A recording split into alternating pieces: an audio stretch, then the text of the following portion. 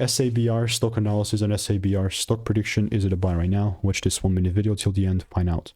Looking at Sabre Corporation stock, or just SABR stock, 22% gains is actually quite sick. But am I buying though? I've spent 5 figures on courses and mentors, called out thousands of correct predictions on my YouTube channel, and all of it has been documented on this YouTube channel. With SABR, it's quite sick because we're inside a supply zone, and all I really care about is whether we break the high or the low. You know, this is like, I'm in a pretty big dilemma. Now it's going to be these double breaks, right? Because now we have like a new range that I'm looking at. And as long as it's inside this red thing that I'm going to turn right now, it's a no man's land to me, like, quite frankly.